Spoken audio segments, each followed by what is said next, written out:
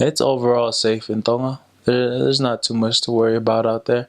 Um, Depending on where you live too, everybody knows what goes on. So even though if a crime went on, you'd have the person the next day because there was always someone there to witness it.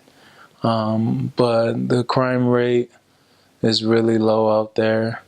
Um, it's actually funny, even their jail system is not really advanced. So when people are sent to jail, it's more like a work furlough program or something where they actually go and live in a certain area and they do work for the government and go and they do like construction or so they pretty much just they don't call it like jail, they call it ngawe popula, and that means like work in prison.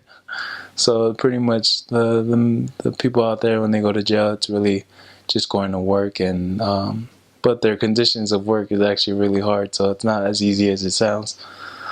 With day-to-day living, I'd say the houses are pretty okay. You do have your poorer people of the place, and you have people who are in better circumstances.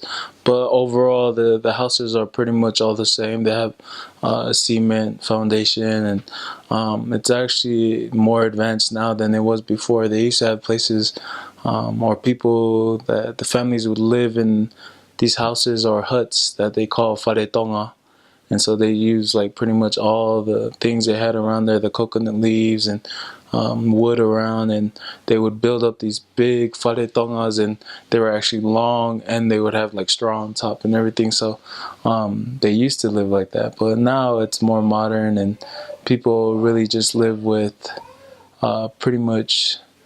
I still would say they're small houses, but they're livable, and it's not that bad. They have four walls. Some of them are made out of I don't know how to say it. It's like tapa, like tin, not tin can, but like just certain materials that were kind of, you would say here it's like flimsy, but it was something to them, and they would have like, I guess the inside would just be laced with the 2x4s and stuff to hold up the structure. But most of the stuff was livable. How people would get around transportation. There are a lot of cars. People also walk around, and they also have buses out there. And the buses out there are pretty cool. They it's actually not limited to how many people could be in there, because you have people hanging out the window or even like out the front door. Even the way you take the bus too, it's like it's weird. And I'm used to in America, you pay to get on, but you actually pay to get off. Like yeah, you can just hop on, and it was just we didn't really see it, but sometimes they let missionaries ride for free because they just knew we were going somewhere good.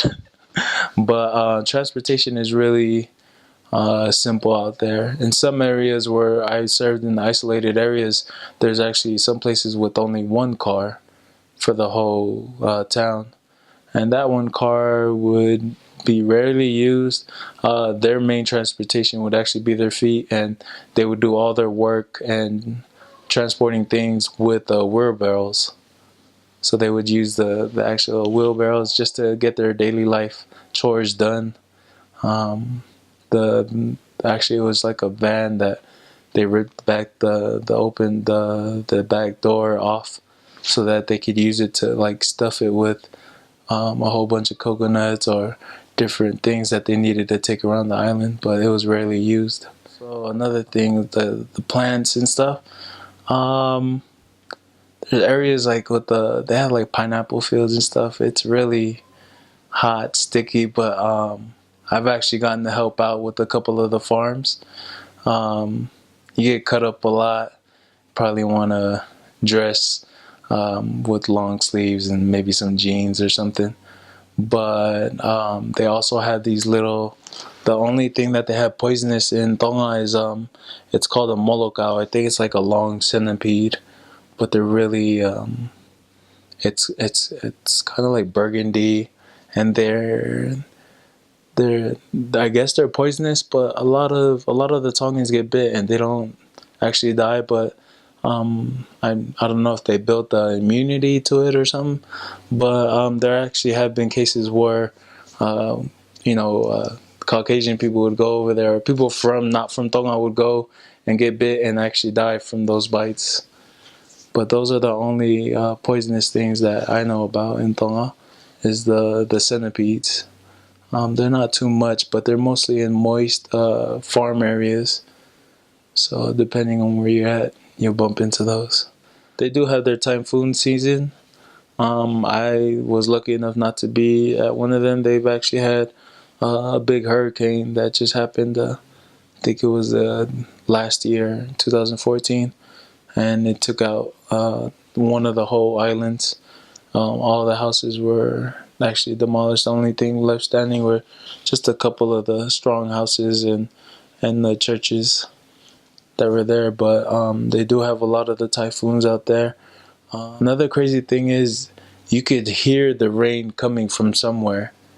Like it was weird. At first, I wasn't really used to it. I'd have mission companions who were actually from Tonga, and they would tell me like, "Hey, we had to go look for a house to go and just wait." And I was like, "For what?" He's like, "It's raining." I was like, "No, it's not." And then all of a sudden, you'll hear the rain like closing in, and it's like banging on the copper houses. Like you can hear the tin, like the rain just like trickling down on all these houses. And I would look down the road, and you could see a big wall of rain just running towards you, and you're like, "Oh my gosh, like how did you call that?"